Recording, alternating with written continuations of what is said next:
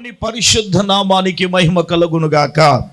ప్రభువునందు మిక్కిలి ప్రియులారా, ప్రభు అయిన యేసుక్రీస్తు నామంలో ఇక్కడ కూడి ఉన్న దేవుని బిడ్డలైన మీకందరికీ, అలాగే విశ్వాస వాక్కు అనే ఆధ్యాత్మిక కార్యక్రమాన్ని వీక్షించుచున్న శ్రోతలైన మీకందరికీ కూడా ప్రభు అయిన యేసుక్రీస్తు నామంలో హృదయపూర్వకమైన ప్రేమ వందనాలు. ఎలా ఉన్నారు? బాగున్నారా? మీరు బాగుండాలని మానక మా ప్రార్థనలో మిమ్మల్ని జ్ఞాపకం చేసుకుంటూ అనుదినము మా బిడ్డలు ప్రార్థన చేస్తున్నాం అనే విషయాన్ని మీకు జ్ఞాపకం చేస్తూ ఉన్నాం.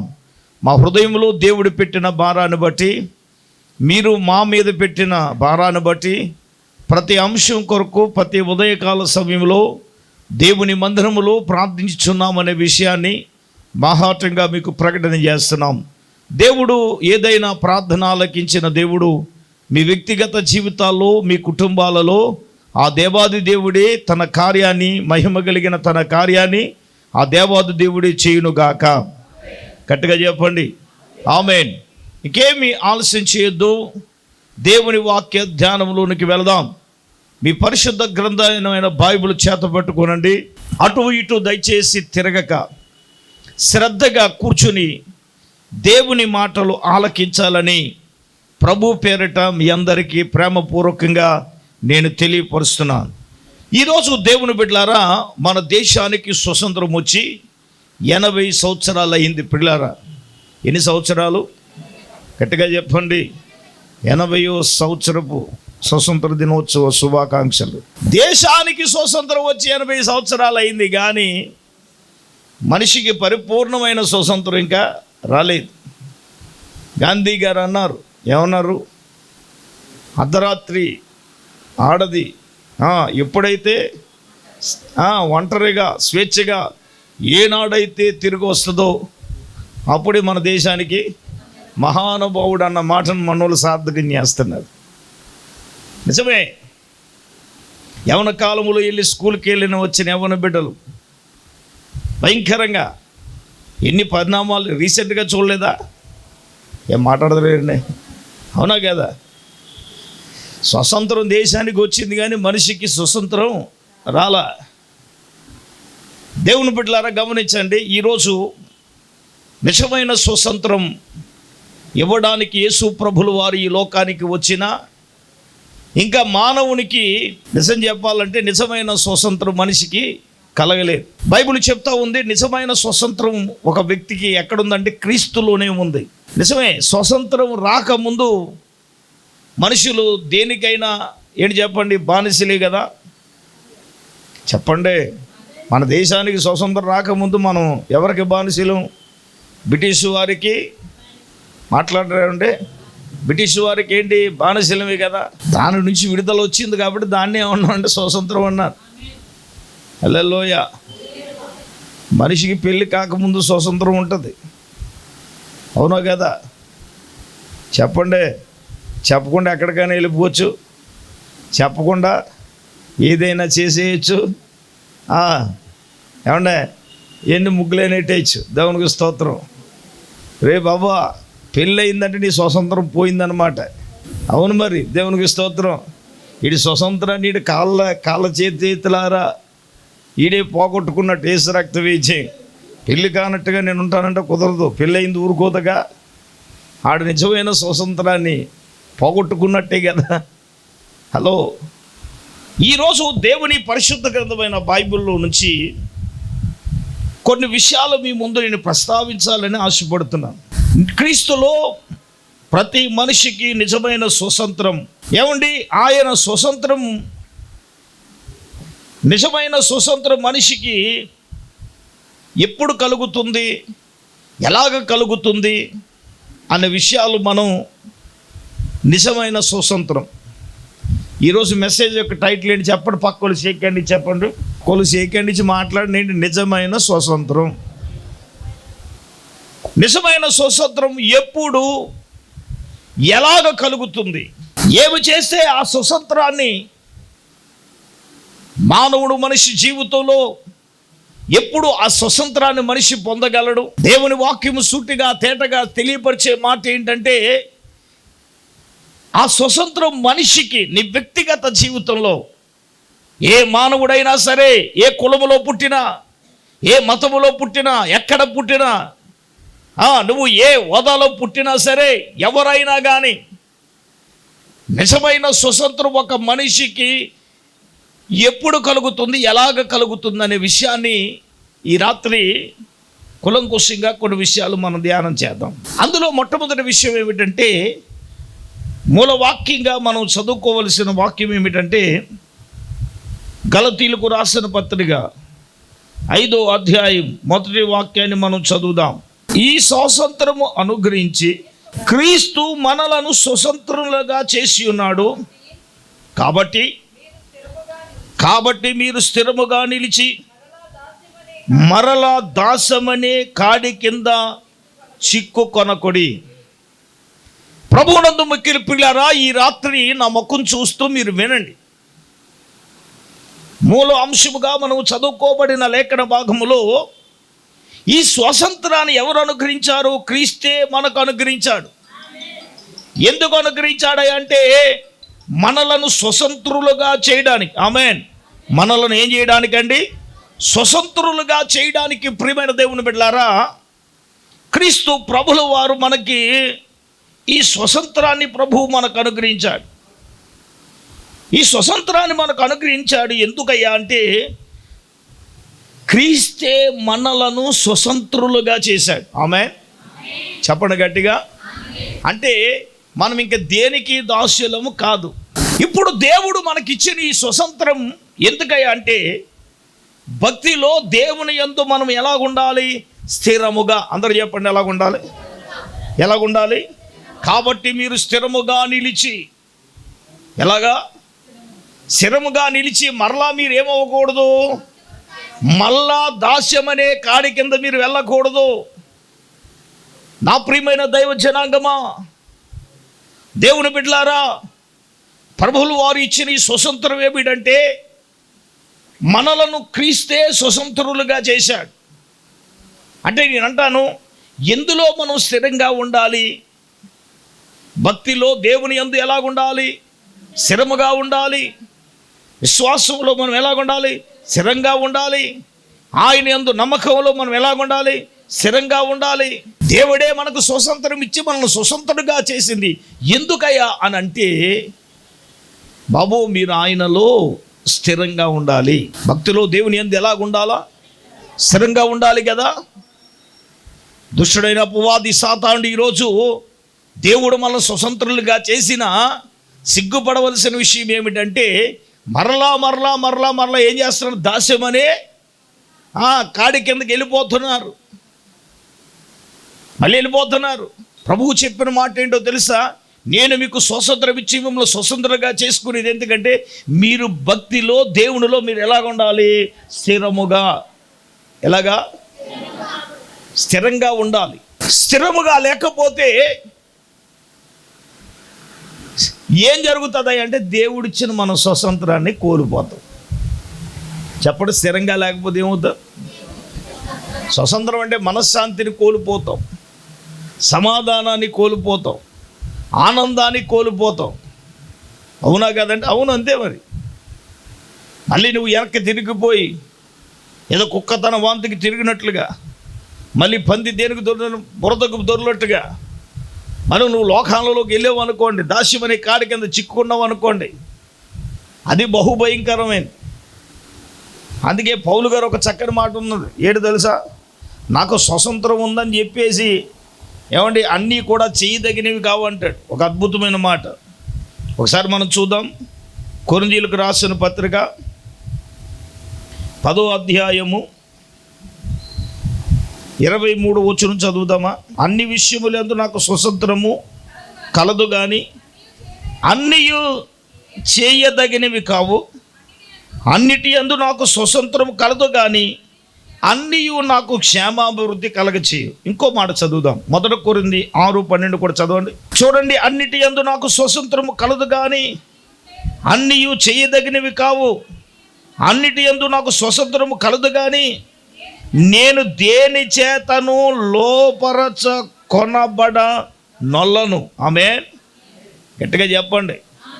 దేవుడు స్వతంత్రం ఇచ్చాడని చెలరేగిపోవడానికి ఇర్లేదు మరి. కొంతమంది స్వతంత్రం రాగానే సార్ చెలరేగిపోతారు. దేవునికి స్తోత్రం. హలో వినండి, స్వతంత్రం ఉందని అన్నీ చేయదగినవి కాదు, అన్నీ చేయలేం. మరి నేను చేస్తానంటే పళ్ళు రాలిపోతాయి. మరి వేసి రక్తం ఏం చేయండి అది. మరి వాడు ఎగురుతున్నాడు. ఎగిరి ఏం చేశాడు? కాలు జారి కింద అడిగితే ఏమవుతుంది? కాళ్ళు ఎగురుతుంది. మరి నా కాళ్ళు నా ఇష్టం ఎగిరితే ఏమవుతుందా? ఎగరటం కాదు, కింద ఏముంది? సబ్బు ఉంది, సబ్బు మీద కాలు వేసాడు. పీలారా, సబ్బు మీద కాలు ఎత్తే ఏంటమ్మా తులసమ్మా, ఏంటది సీరియస్గా చూస్తున్నాం ఏంటి? సబ్బు మీద కాలు ఎత్తే ఏమవుతుంది? జారి దబ్బేళ్ళు అడింది. జబ్బేళ్ళు నా కాళ్ళు నా ఇష్టం ఎగిరితే ఏమవుతాయి? కాళ్ళు ఏచ్చ రక్త విజయ్. అన్నిటికీ స్వాతంత్రం ఉందండి, మన ఇష్టం వచ్చినట్టు చేద్దామంటే కుదరదుగా. పౌలు ఒక శ్రేష్టమైన మాట అంటాడు, అన్నిటి యందు నాకు స్వతంత్రం కలదు కానీ అన్నీ చేయదగిన. ఇదేంటి సార్ ఫిట్టింగ్ ఏంటి సార్? అన్నిటి యందు నాకు స్వతంత్రం కలదు అంటున్నాడు. మరి అన్నీ చేయదగినవి కావంటున్నాను. కొన్ని చేయగలిగే ఉంటాయి, కొన్ని చేయలేని ఉంటాయి, అంతే కదా. మరి అన్నిటి చేసేస్తానని ఏమి రాకుండా వెళ్ళి ఉల్లిపాయల దగ్గర కూర్చున్నాను అనుకో, ఏడవంట తొక్కోవటం తప్ప కూయడం చేత కదగా నాకు. కొయ్యాలని ఒక ఉంటుంది, దేశ రక్తం వేజే. ఆవిడ కూడా మనసులో ఉండదు, మా ఆయన గారు కూడా కోతే బాగుంటుందండి. ఇది ఎప్పుడు ఉల్లిపాయ తొక్క ఒలిసిన ముఖం కాదు కదా. అలాగని ట్రై చేస్తే ఏమవుతుంది? దేవునికి స్తోత్రం చెప్పండి. ఈ వేళంతా అంత ఏంటి స్వతంత్ర మొహంలో కనబట్టలేదంటే వాక్కు స్వతంత్రం లేదా? ఉంది. మరి దేవునికి స్తోత్రం చెప్పండి. దేవుని స్తుతించడానికి వాక్కు స్వతంత్రం ఉంది. గట్టిగా దేవునికి స్తోత్రం చెప్పండి. అలాగని బూతులు మాట్లాడడానికి మాత్రం వాక్కు స్వతంత్రం లేదు. మరి నాకు అన్నిటికీ స్వతంత్రం ఉంది కానీ కొన్ని నేనేం చేయలేను. ఇప్పుడు దేవుడు స్వతంత్రం ఎందుకు ఇచ్చాడా అంటే, పాయింట్ నెంబర్ 1, నువ్వు భక్తిలో దేవునిలో ఎలా ఉండాలా? నువ్వు స్థిరంగా ఉంటేనే నిజమైన స్వతంత్రాన్ని మన జీవితంలో ఏం చేయగలం? భక్తిలో స్థిరం లేకుండా, ప్రార్థనలో స్థిరం లేకుండా, విశ్వాసంలో స్థిరం లేకుండా, దేవునిలో స్థిరం లేకుండా నిజమైన స్వతంత్రం మనం పొందుకోగలమా? ఈరోజు మన విశ్వాసంలో స్థిరంగా ఉన్నామా? భక్తిలో స్థిరంగా ఉన్నామా? నమ్మకత్వంలో స్థిరంగా ఉన్నామా? వాక్యములో స్థిరంగా ఉన్నామా? ఒక్కసారి మనం దాని మీద మనసు పెట్టాలని ప్రభు పేరట మీ అందరికీ కూడా నేను మనవి చేస్తున్నాను. పాయింట్ నెంబర్ 1 ఏంటో తెలుసా? భక్తిలో స్థిరంగా ఉంటేనే నిజమైన స్వతంత్రం. చెప్పండి ఏంటి? భక్తిలో దేవుని యందు స్థిరంగా ఉంటేనే చెప్పండి ఏంటి నిజమైన స్వతంత్రం. నువ్వు స్థిరంగా ఉన్నావా లేదా అనేది నువ్వు జ్ఞాపకం చేసుకో. పాయింట్ నెంబర్ 2, నిజమైన స్వతంత్రం ఎప్పుడు మనకు ప్రభు ఇస్తాడు అంటే, దేవుని బిడ్డలారా, అపోస్తలుడైన పౌలు రోమీయులకు రాసిన పత్రిక 8వ అధ్యాయం 20వ వచనం చదువుదాం. ఏలయనగా సృష్టి నాశనమునకు లోనైన దాస్యములో నుండి నాశనమునకు లోనైన దాస్యము నుండి విడిపింపబడి దేవుని పిల్లలు పొందబోవు మహిమగల స్వాతంత్రం పొందుదను నిరీక్షణ గలదై స్వేచ్ఛగా కాక దానిని లోపరిచిన వాని మూలముగా. చాలు ప్రియులారా, ఇక్కడ రెండవది అత్యంత కీలకమైన విషయం ఏమిటంటే, నాశనమునకు లోనైన దాస్యము నుంచి విడిపింపబడి. ఏంటండి చెప్పండి? మనం అందరం ఒకప్పుడు దేనికి ఉన్నాం? నాశనమునకు పోయే దాస్యం. అందరూ చెప్పండి, నాశనానికి పోయే దాస్యం. అంటే మనము కొన్నాట్లకి దాస్యం అయిపోయాం. అది మనల్ని ఏం చేసింది? నీ ఆరోగ్యాన్ని నాశనం చేసింది. ఎంత సీరియస్గా చూస్తున్నారండి బాబో. కొన్ని దాస్యాలు మనిషికి ఏం చేస్తాయి? ఆరోగ్యాన్ని నాశనం చేస్తాయి. 2, కొన్ని దాస్యాలు ఏం చేస్తాయి అంటే నీ ఫైనాన్షియల్ని ఏం చేస్తాయి? నాశనం చేస్తుంది. నేను విషయాల్లోనికి వెళ్తే జాతకాలు బయటకు వచ్చేస్తాయి. దేవునికి స్తోత్రం. నిజమే కదా. కొన్ని దాస్యాలు మనిషిని ఏం చేస్తాయి? ఆడవారైనా మగవారైనా ఎవరైనా కొన్ని దాస్యాలు మనిషిని ఏం చేస్తున్నాయి అంటే నిన్ను నాశనం వైపుకి నడిపిస్తున్నాయి. హలో, నీ ఆరోగ్యం నాశనం అయిపోయింది నాన్న, నీ వ్యాపారం నాశనం అయిపోయింది, నీ ఫైనాన్షియల్ ఆర్థిక వ్యవస్థ ఏమైపోయింది? నాశనం అయిపోయింది కదా. నాశనం అయిపోవడానికి గల కారణం ఏంటంటే కొన్ని దాస్యాలు మనల్ని ఏం చేస్తున్నాయి? మన మీద ఏలుబడి చేస్తున్నాయి. నేనంటాను, ఆ నాశనమునకు లోనైనటువంటి ఆ దాస్యము నుంచి మనం ఏం పొందాలి? విడుదల పొందాలి. స్తోత్రం చెప్పండి, స్తోత్రం చెప్పండి. ఏంటి ఇవేంటంటే మనలను నాశనములోనికి నడిపించే దాస్యాలు ఏంటో చెప్పనా? కొన్ని అలవాట్లు నానా. ఇవి ప్రతి మనుషులు ఉన్న లోకంలో టీవీ ముందు కూర్చుని వాక్యం వింటున్న సోదరుడా సోదరి, ఎందుకు నాకు ఆ బలహీనతలు అనుకుంటున్నావా? ఎందుకు నాన్న అప్పులు, అయ్యో నేను అప్పులతో సతమవుతున్నాను, నా పరిస్థితి ఇలాగ ఎందుకు నాశనం అయిపోయిందంటే నీవు దాస్యం అనే కాడి కింద నీవు ఉన్నావు. అది ఏ దాస్యమైనా కావచ్చు. నిన్ను నన్ను మనల్ని ఏం చేస్తుందయా అంటే అది నాశనానికి నడిపిస్తుంది, నాశనములోనే నిన్ను నిలబెట్టింది. ప్రభు వాక్యము చెప్పే మాట ఏంటో తెలుసా? ఆ దాస్యము నుంచి నువ్వు విడుదల పొందితేనే, విడిచిపెడితేనే నువ్వు దేవుని పిల్లలు అవుతావు. ఆమేన్. గట్టిగా చెప్పండి. దేవుని పిల్లలు అయితేనే మహిమ స్వతంత్రాన్ని మనం పొందుకుంటాం. ఆమేన్. నీవు ఆ దాస్యము నుంచి నీకు విడుదల రాకుండా, నువ్వు దేవుని పిల్లలు అవ్వకుండా ఆ మహిమ గల స్వతంత్రాన్ని నువ్వు పొందలేవు. అవి పొందాలంటే ఏం చేయాలి చెప్పండి? నాశనమునకు లోనైనటువంటి దాస్యము నుంచి నువ్వేం పొందాలి? అది ఆడవారైనా మగవారైనా ఎవరైనా ఆ దాస్యము నుంచి విడుదల పొందాలిగా, ఆ కోరికల నుంచి విడుదల పొందాలిగా, ఆ అలవాట్ల నుంచి ఏం పొందాలి? విడుదల పొందాలిగా. హలో, ఏ మనిషి అయితే దాని నుంచి పరిపూర్ణంగా విడుదల పొందుతాడో అప్పుడే దేవుని పిల్లలు అవుతాం. చప్పట్లు కొట్టండి గట్టిగా. నాశనమునకు లోనైన దాస్యము నుంచి నీకు విడుదల లేకపోతే దేవుని పిల్లలు అవుతామా? చెప్పండి. బైబిల్ ఏం రాయబడింది? తనను ఎందరూ అంగీకరించారో వారందరూ దేవుని పిల్లలు అవ్వటానికి ఏం పొందుకున్నారట? అధికారం పొంది ఉన్నారట. ఎవరిని అంగీకరించేవారు చెప్పండి? ఎవరైతే క్రీస్తును అంగీకరిస్తారో వారు దేవుని పిల్లలు అవ్వటకు వారు ఏం పొంది ఉన్నారండి? అధికారం అంట. దేవునికి స్తోత్రం. దేవుని పిల్లలు అవ్వడాలంటే నాన్న నువ్వు అంగీకరించడం అంటే అర్థం ఏమిటి?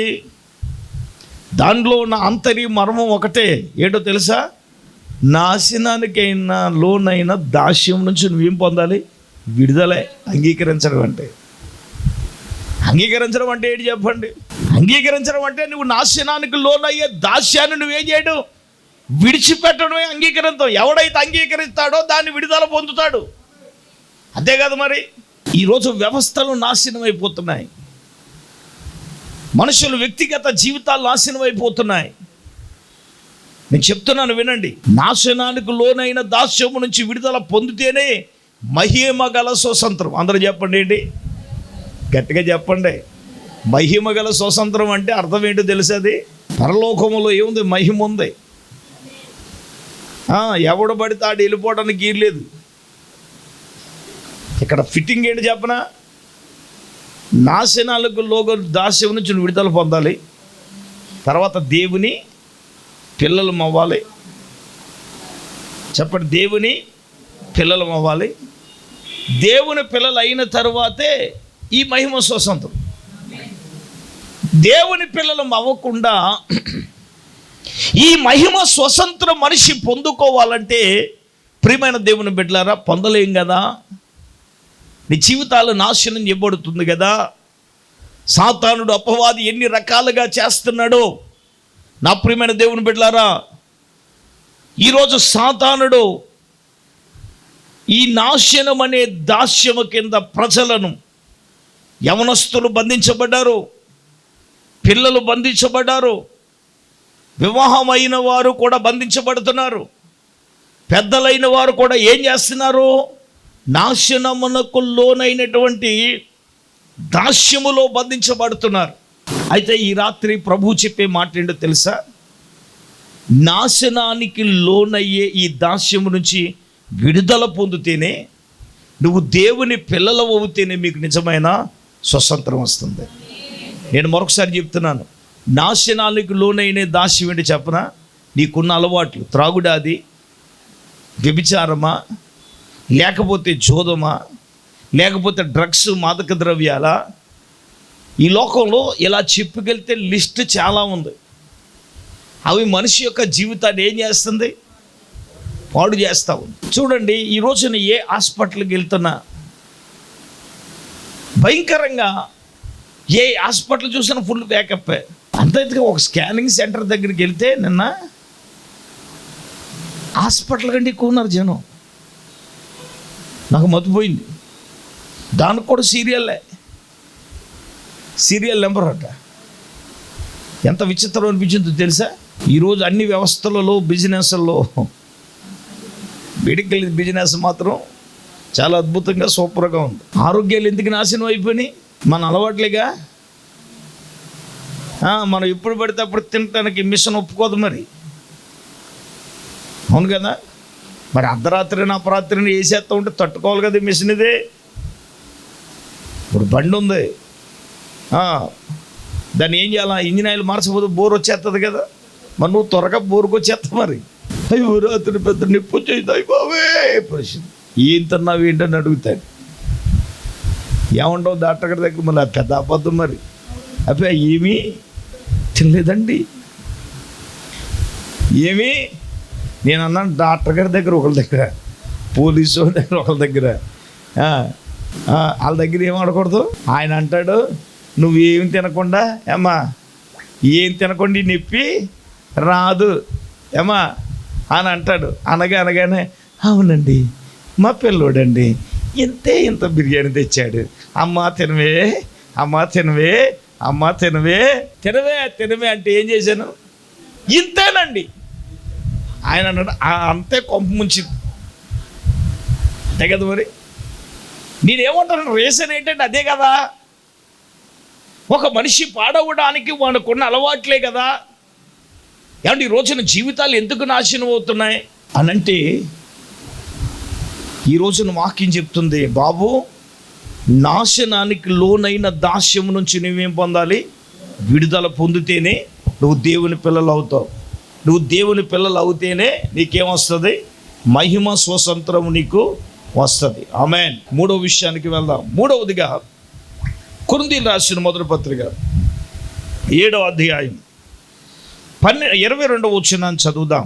ప్రభువునందు పిలువబడిన దాసుడు, ప్రభువు వలన స్వాతంత్రము పొందినవాడు, ప్రభువు వలన స్వతంత్రం పొందినవాడు, ఆ ప్రకారమే స్వతంత్రుడై ఉండి పిలువబడినవాడు క్రీస్తు దాసుడు. ఆమేన్.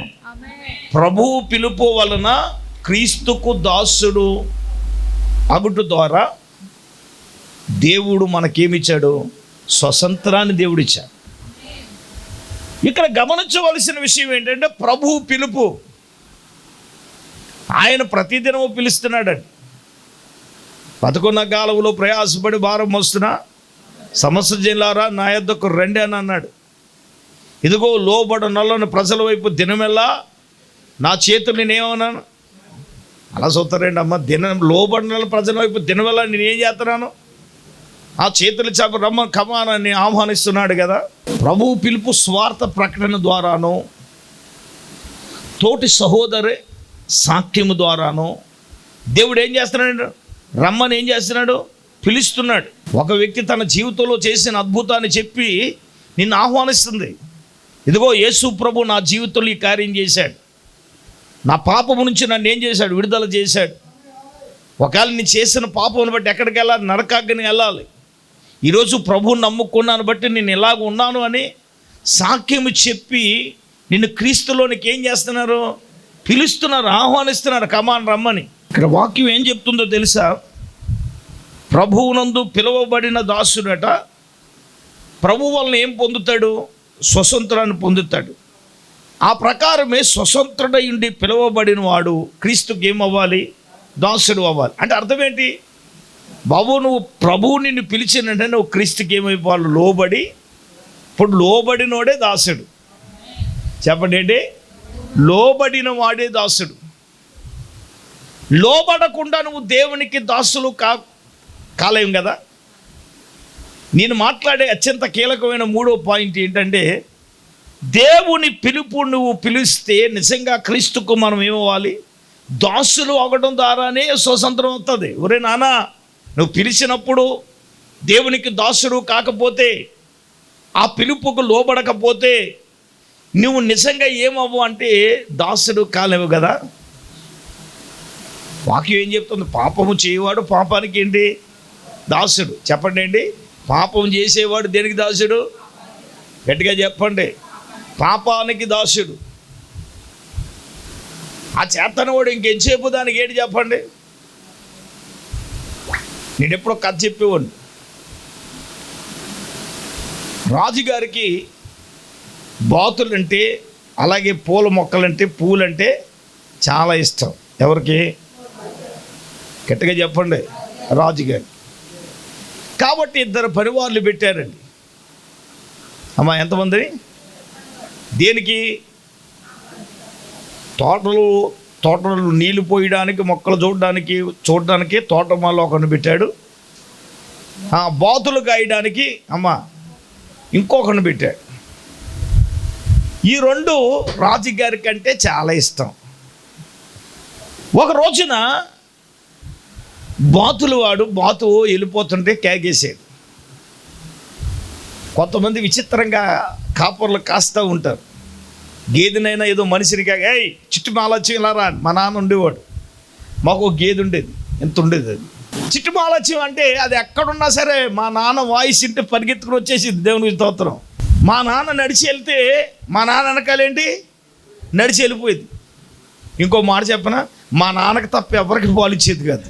ఒకవేళ దానికి సాహసించి ఎవడని వెళ్తే పొడి చేసేది. నన్ను పొడి చేసేది దేశరక్త విజయం. మా నాన్న ఇప్పుడు బాబు అది పొడి చేస్తున్నాను, నేను దాని జోలికి వెళ్ళను. ఎంత ఉండేది. కనుక మా నాన్న కనుక మాట వినకపోతే కొట్టేసేవాడు అండి. ఎక్కడ కొట్టేవాడు తెలుసు? మండలి మీద కొట్టేవాడు. అందుచేత అవి అంత సాహసం చేసేది కావు. ఇప్పుడు బాతుడు వాడు కేకేశాడు. ఓ బాతు కేకెత్తే మాట అనలేదు. ఈ చేతిలో ఉంది, కర్ర ఉంది.